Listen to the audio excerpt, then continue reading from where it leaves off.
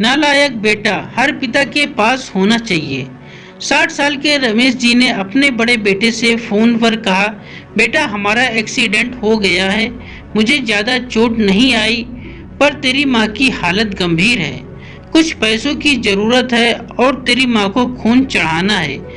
उनके बड़े इंजीनियर बेटे ने जवाब दिया, पापा मैं बहुत व्यस्त हूँ, आजकल मैं नहीं आ सकता, मुझे विदेश में नौकरी का पैकेज मिला है तो उसी की तैयारी कर रहा हूँ। आपका भी तो यही सपना था और पैसों की तंगी भी चल रही है, पैसे की व्यवस्था आप खुद कर लीजिए, मैं बाद में दे दूंगा। उन्होंने अपने दूसरे डॉक्टर बेटे को फोन किया तो उसने भी आने से मना कर दिया, उसे अपनी ससुराल की शादी में जाना था। हाँ इतना जरूर कहा कि पैसों की चिंता मत कीजिए, मैं भिजवा दूंगा। यह अलग बात है कि उसने कभी पैसे नहीं भिजवाए। उन्होंने बहुत मायूसी से फोन रख कर कहा, अब उस नालायक को फोन करके क्या फायदा, जब ये दो लायक बेटे कुछ नहीं कर रहे हैं तो वो नालायक क्या कर लेगा। उन्होंने सोचा और बोझिल कदमों से अस्पताल में अपनी पत्नी के पास पहुंचे और कुर्सी पर बैठ गए और पुरानी बातें याद आने लगी। रमेश जी स्कूल में शिक्षक थे, उनके 3 बेटे और 1 बेटी थी। बड़ा इंजीनियर और मंझला डॉक्टर था। दोनों की शादी बड़े घराने में हुई थी। दोनों अपनी पत्नियों के साथ अलग अलग शहरों में रहते थे। बेटी की शादी भी उन्होंने खूब धूमधाम से की थी। सबसे छोटा बेटा पढ़ाई में ध्यान नहीं लगा पाया। 11वीं के बाद उसने पढ़ाई छोड़ दी और घर में ही रहने लगा। कहता था मुझे नौकरी करने की जरूरत नहीं है, अपने माता पिता की सेवा करनी है। पर मास्टर साहब उससे बहुत नाराज रहते थे। उन्होंने उसका नाम नालायक रख दिया था। दोनों बड़े भाई पिता के आज्ञाकारी थे, पर वह गलत बात पर उनसे भी बहस कर बैठता था, इसलिए रमेश जी उसे पसंद नहीं करते थे। जब रमेश जी रिटायर हुए तो जमा पूंजी कुछ भी नहीं थी। सारी बचत दोनों बच्चों की उच्च शिक्षा और बेटी की शादी में खर्च हो गई थी। शहर में एक घर और गांव में थोड़ी सी जमीन थी। घर का खर्च उनके पेंशन से चल रहा था। रमेश जी को जब लगा कि छोटा बेटा सुधरने वाला नहीं तो उन्होंने बंटवारा कर दिया और उसके हिस्से की जमीन उसे देकर उसे गांव में ही रहने भेज दिया। हालांकि वह जाना नहीं चाहता था, पर पिता की जिद के आगे झुक गया और गांव में ही झोपड़ी बनाकर रहने लगा।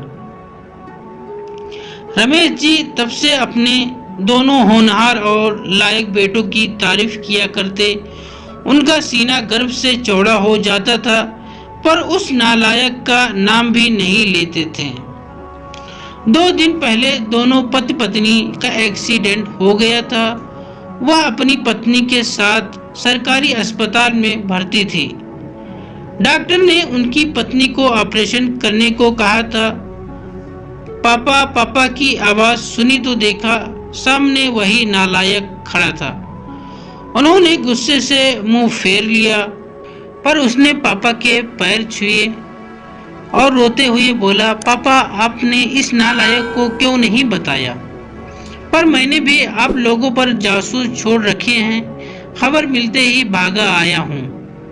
पापा के विरोध के बावजूद उसने उनको एक बड़े अस्पताल में भर्ती कराया, माँ का ऑपरेशन कराया, अपना खून दिया, दिन रात उनकी सेवा में लगा रहता और एक दिन वह गायब हो गया।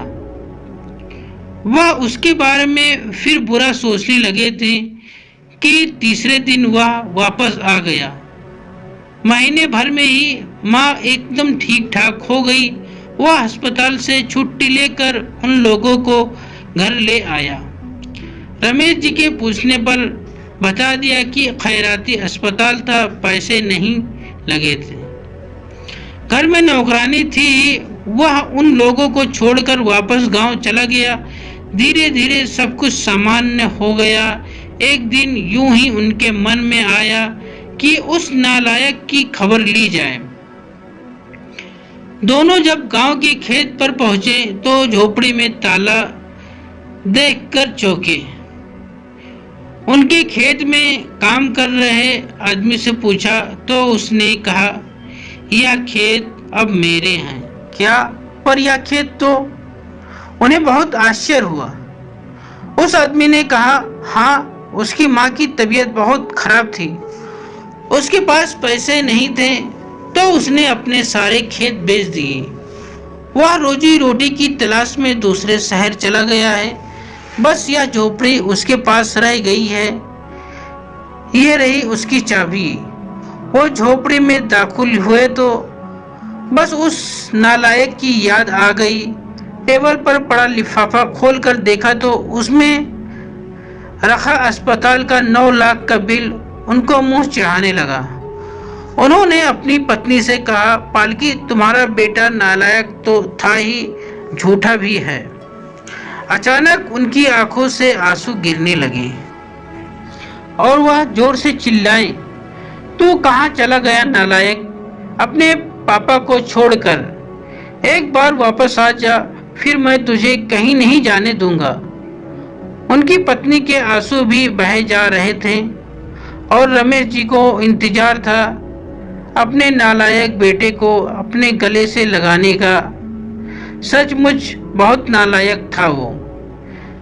दोस्तों, हम आशा करते हैं कि आपको नालायक बेटे की कहानी सुनकर जरूर अच्छी लगी होगी और कृपया करके इन कहानियों को आप अपने दोस्तों और परिवार वालों के साथ शेयर जरूर करें। अगर आपको ये कहानी अच्छी लगी तो हमारे चैनल को लाइक और सब्सक्राइब जरूर करें।